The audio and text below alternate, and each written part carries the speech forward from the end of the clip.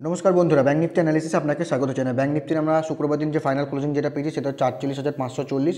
যদি আমরা বৃহস্পতিবার দিনে ক্যান্ডেলের ক্লোজিং দেখি, সেখান থেকে ব্যাঙ্ক নিফটি কী করে -738 পয়েন্ট নিচে গিয়ে কিন্তু ক্লোজ দেয়। ঠিক আছে, মানে প্রিভিয়াস যে ক্যান্ডেল ছিল সেই ক্যান্ডেলের নিচে গিয়ে কিন্তু ক্লোজ দেয়। দেখো, ব্যাঙ্ক নিফটির জন্য ইম্পর্টেন্ট সাপোর্ট যেটা রয়েছে, দুটো সাপোর্ট রয়েছে। প্রথম যে সাপোর্টটা রয়েছে সেটা হচ্ছে এই যে জোনটা, ঠিক আছে, এখানে একটা সাপোর্ট রয়েছে যেটা হচ্ছে ক্লোজিং বেসিসে, যেটা হচ্ছে 48,444। ঠিক আছে, মার্কেট যদি 48,444-এর নিচে যদি কন্টিনিউ মানে ক্লোজিং করার পর যদি ট্রেড করতে থাকে, দেন নেক্সট যে সাপোর্টটা বেরিয়ে আসবে সেটা হচ্ছে 47,888। ঠিক আছে, এই সাপোর্টটা কিন্তু ইম্পর্টেন্ট সাপোর্ট। ঠিক আছে, যদি আমরা দেখি মার্কেট কী করে, এই 48,788-র কাছে, এই 47,888-র কাছে কিন্তু মার্কেট আসে, এখানে লো লাগায় এবং সাপোর্ট নেওয়ার পরে কিন্তু মার্কেট কোথায় যায়, আবার আপসাইডে মুভমেন্ট নেয়। যে লেভেলটাকে মার্কেট ব্রেকডাউন করে সেই লেভেলটাকে মার্কেট টেস্ট করতে যায়, যেটা হচ্ছে 49,666, যেটা একটা ইম্পর্টেন্ট সাপোর্ট ছিল। মার্কেট লাস্ট 3-4 মাস ধরে এই সাপোর্টটাকে মানে এই রেঞ্জটাকে সাপোর্ট নেয়, এবং সাপোর্ট নেওয়ার পর মার্কেট কী করে, যে যখন মার্কেট এই সাপোর্টটাকে ব্রেকডাউন করে, দেন মার্কেট কী করে, যখন 47,888-র কাছে আসে এবং এখান থেকে মার্কেট কোথায় যায়, মার্কেট এই লেভেলটাকে ইম্পর্টেন্ট যে সাপোর্ট ছিল সেই সাপোর্টটাকে কিন্তু মার্কেট একবার টেস্ট করতে যায়, কিন্তু এবার যখন যায় সেটাকে রেজিস্ট্যান্স হিসেবে টেস্ট করতে যায়। ঠিক আছে, তো মার্কেট এই রেজিস্ট্যান্সটাকে টেস্ট করতে যায়, যেটা হচ্ছে 49,666, একে টেস্ট করে এবং টেস্ট করার পর মার্কেট কী করে, নিচেই কিন্তু মার্কেট ক্লোজিং দেয়। ঠিক আছে, নিচে মার্কেট ক্লোজিং দেয় এবং ক্লোজিং দেওয়ার পর যদি দেখি শুক্রবার দিন মার্কেট যদি দেখি প্রিভিয়াস যে ক্যান্ডেল মানে বৃহস্পতিবার দিনের ক্যান্ডেল থেকেই কিন্তু মার্কেট নিচে এসে ক্লোজ দেয়। যদি আমরা ব্যাঙ্ক নিফটি এবং নিফটির ট্রেন্ড দেখি, দুটো ট্রেন্ডই কিন্তু নেগেটিভে রয়েছে। ঠিক আছে, তো ব্যাঙ্ক নিফটির জন্য ইম্পর্টেন্ট সাপোর্ট যেটা হচ্ছে, প্রথম যে সাপোর্ট যেটা হচ্ছে 48,444, যদি এটাকে ব্রেকডাউন করে এবং এর নিচে যদি ক্লোজিং করে এবং ক্লোজিং করার পর যদি ট্রেড করতে থাকে, তো নেক্সট যে সাপোর্ট বেরিয়ে যাবে সেটা হচ্ছে 47,888, এই যে লেভেলটা। ঠিক আছে, যদি দেখা গেল কী করলো, 47,888-এর নিচে যদি ক্লোজিং করে, ঠিক আছে, 47,888-এর নিচে যদি ক্লোজিং করার পর তারপরের দিন যদি নিচে কন্টিনিউয়াসলি ট্রেড করতে থাকে, নেক্সট যে সাপোর্টটা বেরিয়ে আসতে পারে ক্লোজিং বেসিসে সেটা হচ্ছে 47,444। এটার নিচে যদি কন্টিনিউয়াসলি ব্রেকডাউন করে, তাহলে নেক্সট যে সাপোর্টটা বেরিয়ে আসবে সেটা হচ্ছে 46,888। ঠিক আছে, এই সাপোর্টগুলো কিন্তু মার্কেটকে নিতে দেখা যেতে পারে। যদি কী করে মার্কেট 47,888-এর নিচে যদি কন্টিনিউয়াসলি ট্রেড করতে থাকে, দেন এই সাপোর্টগুলো কিন্তু বেরিয়ে আসতে পারে। ব্যাঙ্ক নিফটির জন্য রেজিস্ট্যান্স রয়েছে যেটা হচ্ছে এই যে জোনটা। ঠিক আছে, যেটা হচ্ছে 49,666, 49,666। ঠিক আছে, যতক্ষণ না মার্কেট কী করছে 49,666-র উপরে ক্লোজিং করার পর, মানে ডে বেসিসে ক্লোজিং করছে এবং ক্লোজিং করার পর যদি এর উপরে কন্টিনিউয়াসলি ট্রেড করতে থাকে, দেন নেক্সট যে রেজিস্ট্যান্স হচ্ছে সেই রেজিস্ট্যান্স কিন্তু মার্কেট নিতে দেখা যেতে পারে। ঠিক আছে, যদি 49,666-র উপরে যদি ক্লোজিং করে এবং ক্লোজিং করার পর যদি ট্রেড করতে থাকে, দেন নেক্সট যে রেজিস্ট্যান্স বেরিয়ে আসবে সেটা হচ্ছে 50,055, 50,055, যেটা হচ্ছে একটা সাইকোলজিক্যাল রেজিস্ট্যান্স।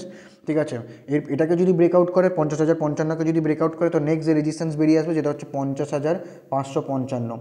ঠিক আছে, এটা হচ্ছে ইম্পর্টেন্ট রেজিস্ট্যান্স। এই রেজিস্ট্যান্সগুলো নিতে পারে মার্কেট যদি কী করে 49,666-র উপরে ক্লোজিং করে এবং ক্লোজিং করার পর যদি ট্রেড করতে থাকে, দেন এখানে ফলো আপ বাইং হতে পারে নেক্সট যে রেজিস্ট্যান্স সেই রেজিস্ট্যান্স অব। মার্কেটকে যদি আমরা ভালো করে ওয়াচ করি, ঠিক আছে, মার্কেট যখন আমি সবসময় যেটা বলি যে মার্কেটকে রেঞ্জ করতে দাও। ঠিক আছে, যেটা ডে বেসিসে হোক, যারা ইন্টারডে ট্রেডিং করে, ডে বেসিসে হোক বা এবং ক্লোজিং বেসিস হোক, যে কোনো বেসিসেই হোক না কেন, মার্কেটকে রেঞ্জ করতে দাও। মার্কেট যখনই কোনো রেঞ্জ করবে না, সেই সময় তোমার কী হবে, মুভমেন্ট ধরতে কিন্তু সুবিধা হবে। যদি আমরা ক্লোজিং বেসিস মানে ডে বেসিসে যদি দেখি, ঠিক আছে, মার্কেট কী করে যদি দেখি, এক্সাম্পলের জন্য যদি দেখি, মার্কেট এখানে যখন ডাউনফল হয়, ঠিক আছে, ডাউনফল হয় কী করে, মার্কেট এখানে কিন্তু একটা টানা রেঞ্জের মধ্যে বিগত 10 থেকে 15 দিন কিন্তু একই রেঞ্জের মধ্যে কন্টিনিউয়াসলি ট্রেড করতে থাকে। ঠিক আছে, মার্কেট কিন্তু একই কন্টিনিউয়াসলি ট্রেড করতে থাকে। যেদিন কী করলো মার্কেট এর নিচে ব্রেকডাউন করলো, ঠিক আছে, যেদিন মার্কেট এর নিচে ব্রেকডাউন করলো, সেখান থেকে কিন্তু একটা ডাউন সাইড মুভমেন্ট দেখা গেল। সেম যদি এখানেও দেখি মার্কেট কী করে, এখানে রেজিস্ট্যান্সের কাছে যায়, রেজিস্ট্যান্স থেকে মার্কেট কী করে, রেজিস্ট্যান্সের কাছে গিয়ে মার্কেট এখানে কন্টিনিউয়াসলি 7-8 দিন ধরে এখানে ট্রেড করে, কিন্তু রেজিস্ট্যান্সকেও ব্রেকআউট করতে পারছে না এবং সাপোর্টকেও ব্রেকআউট করতে পারছে না। তো একটা চ্যানেলের মধ্যে চলে এবং চ্যানেলের মধ্যে যেদিন মার্কেট কী করলো, যখনই মার্কেট কোনো চ্যানেলের মধ্যে চলবে, সেই রেঞ্জটাকে অ্যাভয়েড করো। ঠিক আছে, সেই রেঞ্জের মধ্যে যখনই তুমি এন্ট্রি নাও না কেন, তুমি তোমার ট্রেড পাঞ্চ করো না কেন, সেখানে তুমি ট্র্যাপ হওয়ার সম্ভাবনাই বেশি থেকে যায়। ঠিক আছে, যখনই যদি আমরা দেখি মার্কেট এই রেঞ্জের মধ্যে, যেদিন মার্কেট কী করলো কন্টিনিউয়াসলি ট্রেড করার পর নিচে যেদিন মার্কেট ব্রেকডাউন করলো, সেখান থেকে কিন্তু একটা যদি আমরা দেখি লাস্ট 2-3 দিন এখানে একটা কিন্তু ভালো মুভমেন্ট দেয়। ঠিক আছে, তো সবসময় বলি যে মার্কেটকে রেঞ্জ করতে দাও। রেঞ্জ করার পর মার্কেট যখনই আপসাইড বা ডাউন সাইড ব্রেকআউট বা ব্রেকডাউন করুক না কেন, সেখান থেকে তোমার কী পাবে, যখনই কোনো রেঞ্জ করবে সেখান থেকে তোমার এসএল বেরিয়ে আসবে এবং টার্গেটও বেরিয়ে আসবে। ঠিক আছে, কিন্তু মার্কেট যখন কোনো রেঞ্জ করবে না, ওয়ান ওয়ে মুভমেন্ট দেবে, সেখানে তুমি না তোমার সাপোর্ট খুঁজে পাবে না তোমার রেজিস্ট্যান্স খুঁজে পাবে। তো সেই জায়গায় কিন্তু ট্র্যাপ হওয়ার সম্ভাবনা থেকে যায়। ঠিক আছে, যদি এখানে দেখি কী করে, মার্কেট এখানেও একটা রেঞ্জ করে, মার্কেট এখানে রেঞ্জ করে 7-8 দিন ধরে কন্টিনিউয়াসলি ট্রেড করে, মার্কেট যখনই এই রেঞ্জের নিচে ব্রেকডাউন করলো, সেখান থেকে যদি দেখি এখান থেকে একটা রানিং কিন্তু মুভমেন্ট দেয়। ঠিক আছে, তো এই মুভমেন্ট যখনই মার্কেট কী করলো, এই রেঞ্জের নিচে ব্রেকডাউন করলো, তখন কি তোমার এন্ট্রি কোথা থেকে হবে, তোমার এন্ট্রি এখান থেকে হবে এবং এসএল কোথায় হবে, এই যেখানটা রেঞ্জের হাই, সেই রেঞ্জের হাই হচ্ছে এসএল, সেল এবং এখানটা হচ্ছে এন্ট্রি। তোমার টার্গেট করতে থাকতে পারে নেক্সট যে সাপোর্ট। তো সবসময় বলি যে নেক্সট যদি মার্কেট কোনো রেঞ্জকে ব্রেকআউট বা ব্রেকডাউন করছে, তারপরে যে কোথায় সাপোর্ট বা কোথায় রেজিস্ট্যান্স রয়েছে সেগুলোকে আইডেন্টিফাই করে মার্ক করে রাখো, ঠিক আছে। যখন এই রেঞ্জেরকে ব্রেকডাউন করলো, সেখান থেকে কিন্তু যদি দেখি 2-3 দিনে কি 4-5 দিনে যে কিন্তু 2 থেকে 3,000 কি 4,000 পয়েন্টের একটা মুভমেন্ট পাওয়া গেছে, ঠিক আছে। তো এই মুভমেন্টকে বড় মুভমেন্টকে যদি ক্যাচ করতে চাই, তো মার্কেটকে স্টাডি করুন, কারণ মার্কেটের মধ্যে চার্টের মধ্যেই সমস্ত কিছু রয়েছে, ঠিক আছে। চার্টকে যদি ঠিক করে রিড করতে পারো, সমস্ত কিছুর সলিউশন এখানেই রয়েছে। যারা এখন আমাকে ইনস্টাগ্রামে বা ফেসবুকে ফলো করে নিও, অবশ্যই ফলো করে নিও। তো চলুন ব্যাঙ্ক নিফটি 15 মিনিটের চার্টে দেখি ব্যাঙ্ক নিফটি সোমবার দিনের জন্য কেমন কি ট্রেড করতে পারে। এই যে জোনটা, ঠিক আছে, এই জোনটা কিন্তু ইম্পর্টেন্ট সাপোর্ট হিসেবে কাজ করছে ব্যাঙ্ক নিফটিতে, যেটা হচ্ছে 48,222, ঠিক আছে।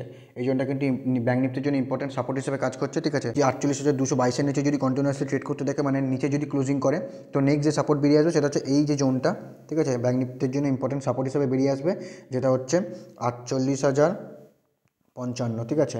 একটা সাইকোলজিক্যাল সাপোর্ট। তো এই সাপোর্টটা কিন্তু মার্কেট নিতে দেখা যেতে পারে যদি কী করে 48,222-এর নিচে যদি মানে ট্রেড নিচে যদি কন্টিনিউয়াস ব্রেকডাউন করে, তো দেন এই নেক্সট সাপোর্ট অবধি বেরিয়ে আসতে পারে, ঠিক আছে। ইন্টারডের জন্য সবসময় বলি যে প্রিভিয়াস দিনের হাই, লো এবং ক্লোজিং ইম্পর্টেন্ট, ঠিক আছে। ব্যাঙ্ক নিফটির জন্য ইম্পর্টেন্ট রেজিস্ট্যান্স কী রয়েছে? ইম্পর্টেন্ট রেজিস্ট্যান্স রয়েছে এই যে জোনটা, ঠিক আছে। এই যে জোনটা যেখানে হাই লাগেছে, এই হাইটা কিন্তু ইম্পর্টেন্ট রেজিস্ট্যান্স হিসেবে কাজ করবে। দেখা গেলো মার্কেট কী করলো, এই যে সাপোর্টটা রয়েছে ব্যাঙ্ক নিফটির ইম্পর্টেন্ট, ঠিক আছে, আর এই যে রেজিস্ট্যান্স রয়েছে, ঠিক আছে, যেটা রেজিস্ট্যান্স, ঠিক আছে। মার্কেট কী করলো সোমবার দিন এখানে ওপেন হলো, ঠিক আছে। এই সাপোর্টের এখানে ওপেন হলো এবং ওপেন হওয়ার পর কন্টিনিউয়াসলি যদি ট্রেড করতে থাকে, ওপেন হওয়ার পর এখানে যদি কন্টিনিউয়াসলি ট্রেড করতে থাকে এবং ট্রেড করার পর দেখা গেলো মার্কেট কী করলো, এই রেঞ্জের আপসাইডে যদি ব্রেকআউট করে, তাহলে নেক্সট যে রেজিস্ট্যান্স বেরিয়ে আসবে সেটা হচ্ছে এই যে জোনটা, ঠিক আছে, যেখান থেকে ব্রেকডাউন করে, এই জোনটা একটা রেজিস্ট্যান্স হিসেবে কাজ করবে, যেটা হচ্ছে 15 মিনিটের চার্টে যে রেজিস্ট্যান্স বেরিয়ে আসবে সেটা হচ্ছে 48,666, 15 মিনিটের চার্টে রেজিস্ট্যান্স। যদি এটাকে ব্রেকআউট করে, তো নেক্সট যে রেজিস্ট্যান্স বেরিয়ে আসবে সেটা হচ্ছে এখানে, যেটা হচ্ছে 48,888, ঠিক আছে। এই রেজিস্ট্যান্স নিতে দেখা যেতে পারে। যদি এটাকে ব্রেকআউট করে, তো নেক্সট যে রেজিস্ট্যান্স বেরিয়ে যাবে যেটা হচ্ছে এই যে হাই, ঠিক আছে। এই হাই কিন্তু একবার রেজিস্ট্যান্স হিসেবে নিতে পারে, যেটা হচ্ছে 49,555, ঠিক আছে। এই রেজিস্ট্যান্স কিন্তু মার্কেট নিতে দেখা যেতে পারে। যদি দেখা গেলো কী করলো, এখানে ওপেন হওয়ার পর মার্কেট কী করলো, এখানে ওপেন হওয়ার পর যদি নিচের সাইডে ব্রেকডাউন করে, তাহলে নিচের সাইডে যে সাপোর্ট বেরিয়ে যাবে সেটা হচ্ছে এই যে জোনটা, যেটা হচ্ছে 48,055 একটা সাপোর্ট। যদি এর নিচে ব্রেকডাউন করে, তো নেক্সট যে সাপোর্টটা বেরিয়ে যাবে যেটা হচ্ছে ক্লোজিং বেসিসে এবং 15 মিনিটের চার্টে, যেটা হচ্ছে 47,888। দেখা গেলো মার্কেট এই যে সাপোর্ট লাগিয়েছে, ঠিক আছে, এই যে সাপোর্ট লাগিয়েছে, এই সাপোর্টের থেকে, ঠিক আছে, মার্কেট গ্যাপ ডাউন ওপেন হলো, ঠিক আছে। দেখা গেলো মার্কেট এই যে লেভেলটা রয়েছে, ঠিক আছে, এই লেভেলের নিচে গ্যাপ ডাউন ওপেন হয় 48,000-এর কাছে, দেখা গেলো মার্কেট ওপেন হলো, ঠিক আছে। এখানে ওপেন হওয়ার পর মার্কেট যদি রেঞ্জ করতে দাও, মার্কেটকে রেঞ্জ করার পর যে সাইডেই ব্রেকআউট বা ব্রেকডাউন করুক না কেন, সেখান থেকে তুমি কিন্তু তোমার সিওর ট্রেডটা পাবে, বেরিয়ে আসবে, ঠিক আছে। তো এখানে ওপেন হওয়ার পর মার্কেট যদি নিচের সাইডে ব্রেকডাউন করে, তো নেক্সট যে সাপোর্ট বললাম যেটা হচ্ছে 47,888, যদি এটাকে ব্রেকডাউন করে, তো নেক্সট যে সাপোর্টটা বেরিয়ে আসবে সেটা হচ্ছে 47,444, ঠিক আছে। তার আগে একটা যে সাপোর্ট বেরিয়ে যাবে সেটা হচ্ছে 47,666, ঠিক আছে। এটা হচ্ছে 15 মিনিটের চার্টে সাপোর্ট, ঠিক আছে। যদি মার্কেট কী করে, গ্যাপ ডাউন ওপেন হওয়ার পর রেঞ্জ করার পর যদি আপসাইডে ব্রেকআউট করে, তাহলে আজকে মানে শুক্রবার দিনের যে লো, ঠিক আছে, এই লো একবার রেজিস্ট্যান্স হিসেবে কাজ করবে, যেটা হচ্ছে 48,222, যেটা হচ্ছে 48,222, ঠিক আছে। যদি এটাকে ব্রেকআউট করে, তো নেক্সট যে রেজিস্ট্যান্স বেরিয়ে যাবে সেটা হচ্ছে এই যে লেভেলটা, যেখানে ব্রেকডাউন করে, এই লেভেলটা কিন্তু একবার রেজিস্ট্যান্স হিসেবে কাজ করবে। দেখা গেলো মার্কেট কী করলো, এই যে লেভেল রয়েছে হাই লাগিয়েছে, ঠিক আছে, হাইয়ের এখানে প্রায় গ্যাপ আপ ওপেন হলো, দেখা গেলো মার্কেট এইখানে ওপেন হলো, ঠিক আছে। যদি গ্যাপ আপ এখানে ওপেন হয়, তো মার্কেট মার্কেট যেহেতু যদি গ্যাপ আপ ওপেন হয়, তো মার্কেট রেজিস্ট্যান্সের কাছেই ওপেন হতে পারে, ঠিক আছে। তো রেজিস্ট্যান্সের কাছে ওপেন হলে, তো একবার মার্কেট সেই জায়গা থেকে দাঁড়িয়ে ওয়াচ করো মার্কেট কী করে। যদি রেজিস্ট্যান্সের কাছে এসে যদি মার্কেট কন্টিনিউয়াসলি ট্রেড করে, দেখা গেলো রেজিস্ট্যান্সের কাছে এসে মার্কেট কন্টিনিউয়াসলি 1-2 ঘন্টা এখানে রেজিস্ট্যান্সের কাছে এসে যদি দেখা গেলো 1-2 ঘন্টা ট্রেড করার পর যদি আপসাইডে ব্রেকআউট করে, তো নেক্সট যে রেজিস্ট্যান্স বেরিয়ে যাবে সেটা হচ্ছে এই যে রেজিস্ট্যান্স, ঠিক আছে, এটা বেরিয়ে আসতে পারে। যদি দেখা গেলো রেজিস্ট্যান্সের কাছে এসে মার্কেট ওপেন হওয়ার পর মার্কেট কী করলো, রেঞ্জ না করে যদি নিচের সাইডে ব্রেকডাউন করে, তাহলে নিচের সাইডে একটা মুভমেন্ট দেখা যেতে পারে, নেক্সট যে সাপোর্ট সেই সাপোর্ট অবধি, ঠিক আছে। এই যে জোনটা, ঠিক আছে, এই সাপোর্ট কিন্তু মার্কেট নিতে দেখা যেতে পারে, যেটা হচ্ছে 48,555, ঠিক আছে। যদি এটাকে ব্রেকডাউন করে, তো নেক্সট যে সাপোর্ট বেরিয়ে যাবে সেটা হচ্ছে এই যে লো, মানে শুক্রবার দিনের যে লো, সেটা হচ্ছে 48,222, ঠিক আছে। যদি এটাকে ব্রেকডাউন করে, তাহলে নেক্সট যে সাপোর্ট বেরিয়ে যাবে যেটা হচ্ছে 48,855, ঠিক আছে। এই সাপোর্টটা কিন্তু মার্কেটকে নিতে দেখা যেতে পারে যদি কী করে, মার্কেট গ্যাপ আপ ওপেন হওয়ার পর মার্কেট যদি সাস্টেন না করতে এবং নিচের সাইডে যদি ব্রেকডাউন করে, তো দেন এই সাপোর্টগুলো কিন্তু মার্কেটকে নিতে দেখা যেতে পারে। এই যে জোনটা রয়েছে, ঠিক আছে, এই জোনের মধ্যে ওপেন হলো, ঠিক আছে, এই জোনের মধ্যে যদি ওপেন হয় মার্কেটকে, এই জোনের মধ্যে যখন যদি ওপেন হয় তো এই জোনের মধ্যে ওয়েট করো, মার্কেট ওয়েট করার পর দেখো মার্কেট কোন সাইডে ব্রেকআউট বা ব্রেকডাউন করছে। যদি আপ সাইডে ব্রেকআউট করে তো নেক্সট যে রেজিস্ট্যান্সগুলো বললাম সেই রেজিস্ট্যান্সগুলো নিতে দেখা যেতে পারে। যখন যদি ব্রেকডাউন করে তো নেক্সট যে সাপোর্টগুলো বললাম সেই সাপোর্টগুলো কিন্তু মার্কেটকে নিতে দেখা যেতে পারে। যখনই এই রেঞ্জের মধ্যে থাকবে সেই রেঞ্জটাকে অ্যাভয়েড করো। যদি তুমি ট্রেড না করো তোমার কোনো লস হবে না, যদি কিন্তু একটা ভুল ট্রেড করলে তোমার কিন্তু সেই লস হওয়ার চান্সটা বেড়ে যায়, ঠিক আছে। তো শান্তিতে বসে থাকো, দেখো মার্কেট কোন সাইডে ব্রেকআউট বা ব্রেকডাউন করছে, দেন সেই অনুযায়ী এন্টার করতে পারো তোমার ট্রেডে, ঠিক আছে। যদি ভিডিওটি ভালো লেগে থাকে অবশ্যই লাইক এবং কমেন্ট করবেন। দেখা হচ্ছে পরের ভিডিওতে, ততক্ষণ ভালো থাকবেন, সুস্থ থাকবেন।